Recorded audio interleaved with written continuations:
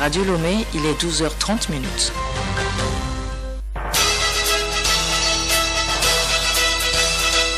Le journal Hélène Assabi.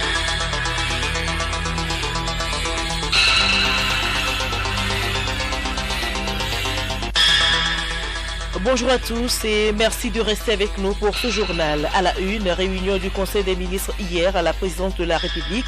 Une stratégie efficace intégrant des mesures sanitaires idoines sera bientôt définie et annoncée par le gouvernement afin de limiter la propagation du coronavirus et de protéger au mieux la population pendant les fêtes de fin d'année. Le Togo accueille depuis ce matin le forum des bailleurs de fonds du système d'échange d'énergie électrique ouest-africain. Il est question de reconstruire la résilience aux effets de la Covid-19 et continuer l'édification du marché régional de l'électricité de la CEDEAO. Aujourd'hui, 10 décembre, le monde entier célèbre la Journée internationale des droits de l'homme. Cette année, l'ONU appelle à reconstruire en mieux afin de défendre les droits de l'homme en cette période de Covid-19. Et puis, soit football, Togo-Niger et Bénin-Burkina Faso, ce sont les affiches du tournoi UFOAB, dernière journée dans le groupe A. La page des sports concerne aussi le congrès électif d'Asco de Kara samedi prochain.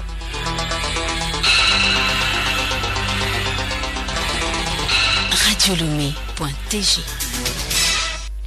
Mesdames et messieurs, une fois encore, bonjour.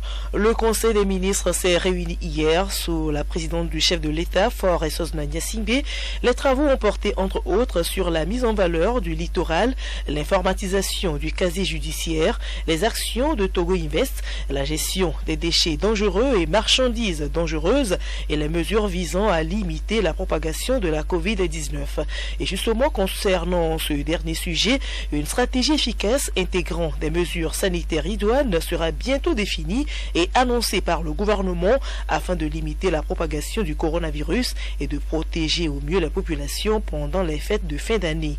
Professeur Akoda Yewadan, ministre en charge de la communication, porte-parole du gouvernement. L'évolution de la pandémie et le risque éventuel d'une flambée pour cause de fêtes de fin d'année ont conduit les plus hautes autorités à solliciter l'avis du Conseil scientifique. Sur cette base, des concertations avec différents acteurs, il s'agit des leaders religieux, des élus locaux, des préfets, le patronat, le syndicat des tenanciers de bars et de restaurants, cette concertation a permis de faire des propositions destinées à minimiser les risques de propagation de la pandémie. Le Conseil a instruit les différents acteurs de poursuivre les concertations en vue d'arrêter une stratégie efficace intégrant les mesures sanitaires idoines qui seront annoncées ultérieurement.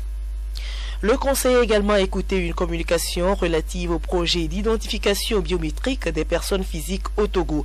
Ce projet vise à faciliter l'accès aux services sociaux de base. Nous retrouvons professeur Akoda Yewadan, ministre en charge de la communication, porte-parole du gouvernement.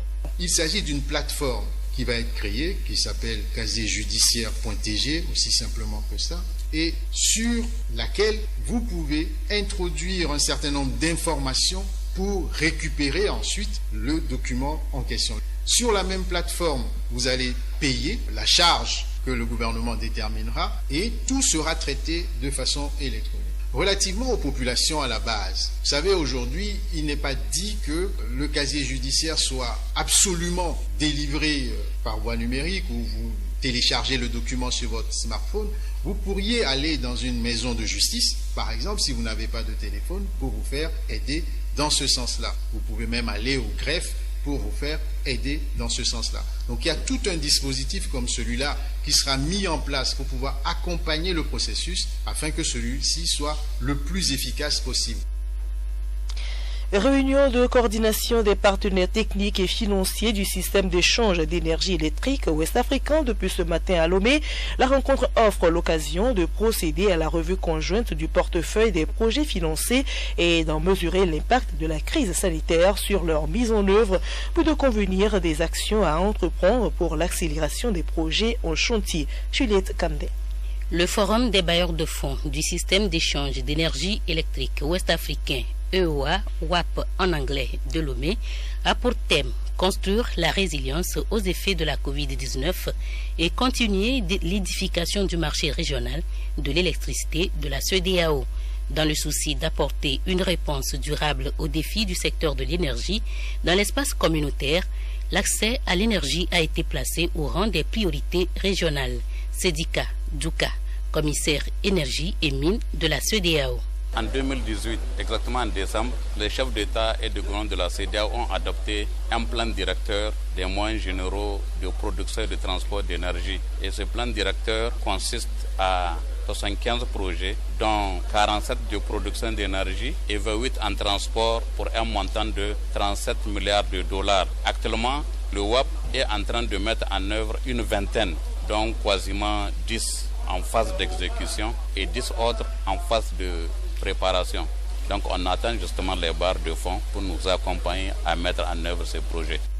L'insuffisance de l'offre d'électricité et le faible accès des populations à cette ressource constituent l'un des handicaps majeurs au développement socio-économique et à la réduction de la pauvreté dans l'espace CEDEAO. Un marché régional de l'électricité présente à cet effet un grand intérêt. Commissaire Sedika Douka. Par exemple, quand vous prenez l'Europe, aujourd'hui, l'énergie qui est consommée en France peut venir d'Italie et vice-versa. Donc, ce qu'on veut pour les 14 États membres de la CEDEAO à 15 États, mais vous voyez le Cap-Vert qui est une île. Donc, les 14 États continentaux, on devrait les interconnecter. Donc, pour le moment, nous avons 9 pays qui sont interconnectés. Les 5 autres le seront horizon 2021-2022. Parce qu'il y a certains projets qui sont en œuvre. Si ces projets sont terminés, ces 5 autres le seront. C'est le projet entre la Côte d'Ivoire, le Libéria, la Sierra Leone et la Guinée. C'est le projet des États membres de l'Organisation pour la mise en valeur du fleuve Gambie, OMVG, qui englobe le Sénégal, la Gambie, la Guinée et la Guinée-Bissau. Donc, si ces 14 États sont interconnectés, l'énergie va devenir moins cher et le marché sera plus compétitif et il aura comme genre une bourse de valeur mobilière où vous pouvez acheter et vendre de l'énergie. C'est ça en fait qui est l'objectif de ce marché régional. Cette réunion des partenaires techniques et financiers de l'EOA, 35e du genre, se tient en marge de la 15e session de l'Assemblée générale de l'institution. Merci à vous, Juliette Kamdé. Le monde entier célèbre aujourd'hui la Journée internationale des droits de l'homme. Le thème de cette année est « Reconstruire en mieux, défendant les droits de l'homme ». Ce thème lié à la pandémie de Covid-19 met l'accent sur la nécessité de reconstruire en mieux en veillant à ce que les droits de l'homme soient au cœur des efforts de relèvement. L'ONU invite les États à appliquer les normes relatives aux droits de l'homme pour lutter contre les inégalités, l'exclusion et la discrimination. Rappel, le 10 décembre est l'occasion de réaffirmer l'importance des droits de l'homme dans la reconstruction du monde, d'insister sur la nécessité d'une solidarité mondiale.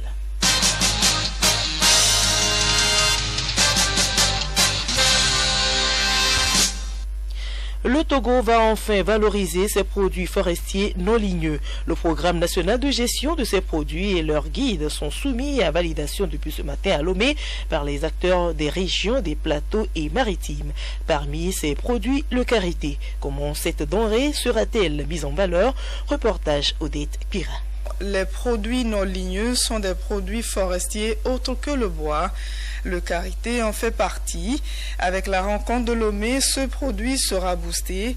Wiyao Nyama, coordonnateur du projet. Le Togo veut valoriser le karité sur l'ensemble de la chaîne de production. En termes de mise à disponibilité de la matière première, il est nécessaire que les peuplements de karité puissent produire, mais aussi puissent être augmentés en superficie. Dans le guide karité soumis à validation, on note aussi la transformation, retrouvant le coordonnateur du projet.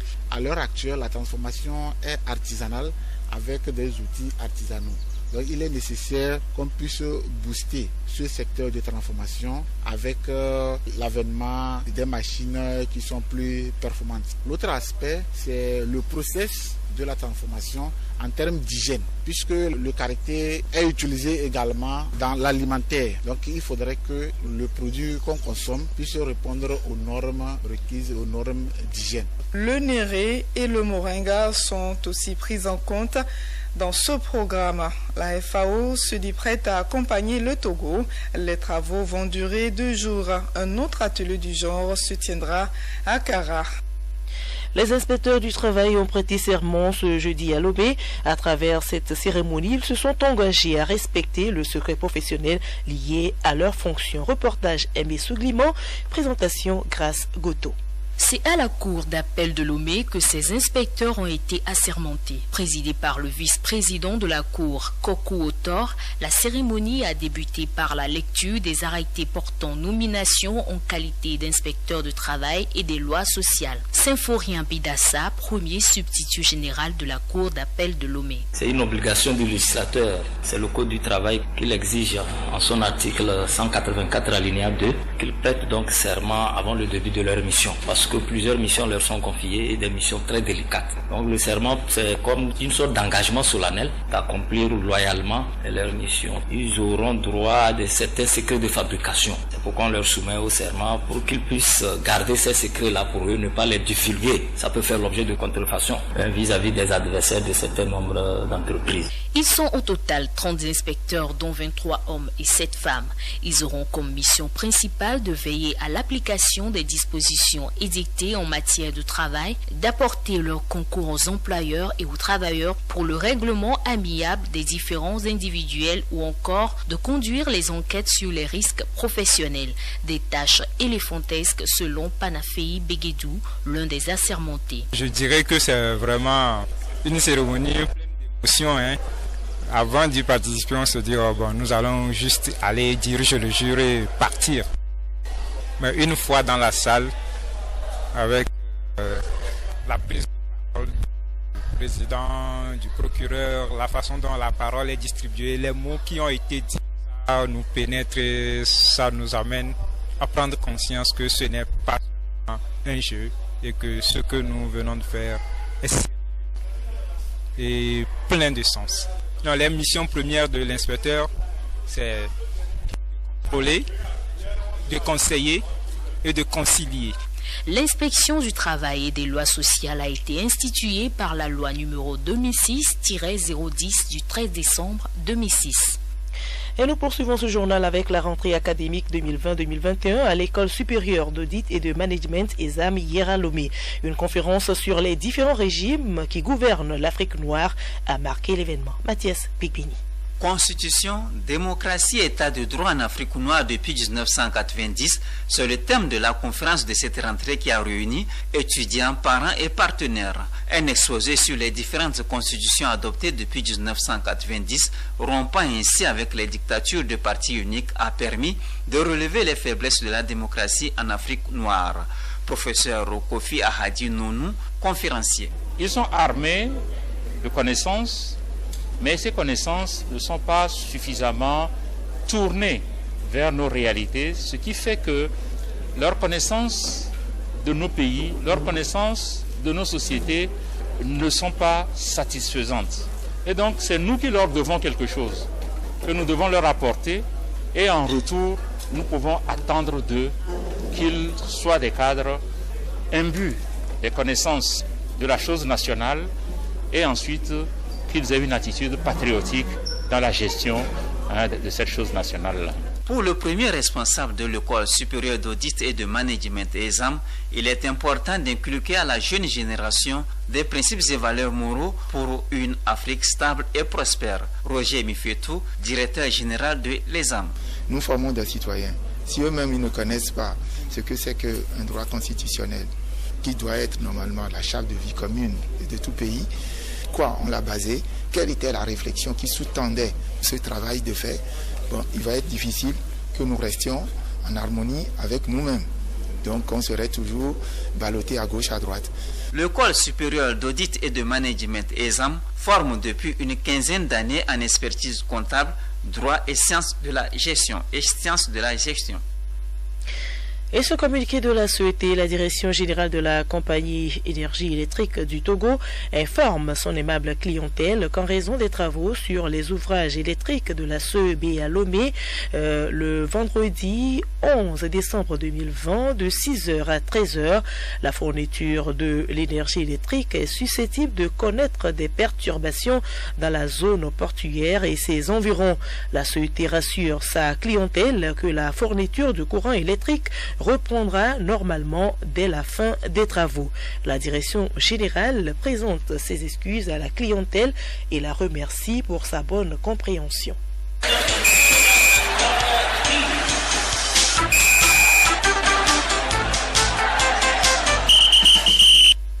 Sport football, une victoire écrasante, voilà ce que doivent faire les éperviers U20 face au Niger pour la 3e et dernière journée du tournoi UFOAB. Et pour le moment, le Niger est le leader du groupe. Théophile Dandako. La liste émergence est l'une des candidatures retenues pour ce congrès ordinaire et électif. Ce sera samedi 12 décembre prochain au Palais des Congrès de Kara. Dans le respect des mesures barrières au Covid-19, la place est limitée. Seuls les délégués et les personnes invitées auront donc accès à la salle. Tournoi UFOAB Bénin 2020, premier du groupe A avec 4 points. Le Niger sera face au Togo 1 point. Une victoire est alors impérative pour les éperviers juniors. En plus de vaincre à tout prix, il faudra des buts d'écart pour se départager au cas où les deux équipes parvenaient à avoir 4 points chacune. Dans sa première sortie, le Togo avait fait match nul, 1 but partout contre le Burkina Faso. Le deuxième match a été soldé par une défaite 0 but contre 2 face au Bénin. Dans ce groupe A, le Burkina Faso va s'opposer au Bénin pour la dernière journée. Voici le classement complet après 2 journées disputées dans ce groupe. Le Niger en tête avec 4 points, deuxième Bénin 3 points, troisième Burkina Faso 2 points, quatrième Togo 1 point. Dans le groupe B, le Ghana est déjà qualifié pour les demi-finales. Notre voisin de l'Ouest a eu 6 points grâce à ses succès contre la Côte d'Ivoire et puis le Nigeria. En Europe, les 16 clubs qualifiés pour les 8e de finale de la Ligue des Champions sont connus. Il s'agit du Real Madrid, FC Barcelone, Atlético de Madrid et FC Séville, soit 4 clubs d'Espagne, Bayern de Munich, Dortmund, Mönchengladbach, Leipzig, soit 4 aussi pour l'Allemagne, Juventus Turin, Atalanta Bergame, Lazio Rome, 3 clubs pour l'Italie, Liverpool, Manchester City, Chelsea, 3 clubs aussi pour l'Angleterre qui sont tous premiers de leur groupe. Le Paris Saint-Germain en France et le FC Porto au Portugal complètent le tableau. Le tirage au sort pour les 8e de finale sera effectué lundi prochain. Pour la 6e et dernière journée, ce mercredi, Juventus est allé s'imposer à Barcelone 3-0 et a pris la première place du groupe. Comme on le voit, le football allemand et espagnol se portent bien, même en période de Covid-19. Les deux championnats ont aligné 8 clubs en 8e de finale, soit la moitié du total. Fin de ce journal, retenez pour l'essentiel que le Togo accueille depuis ce matin le forum des bailleurs de fonds du système d'échange d'énergie électrique ouest-africain. Il est question de reconstruire la résilience aux effets de la Covid-19 et continuer l'édification du marché régional de l'électricité de la CEDEAO.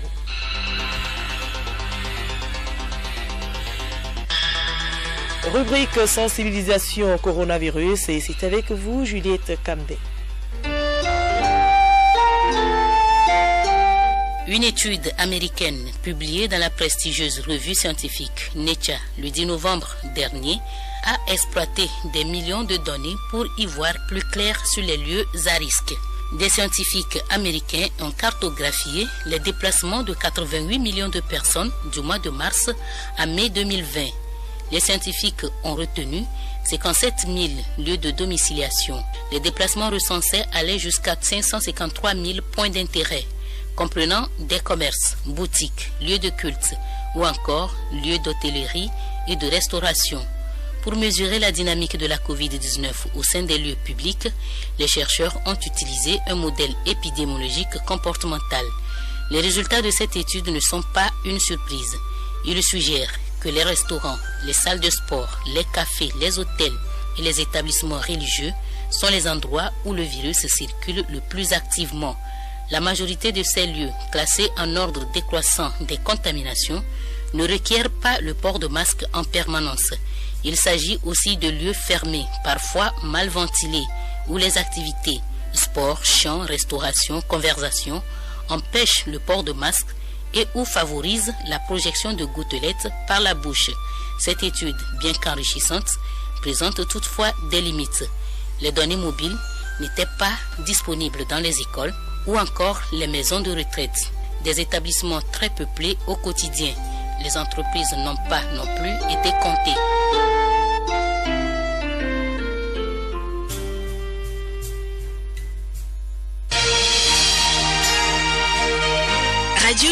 boîte postale 434, email radiolomé@radiolomé.tg. radiolomé.tg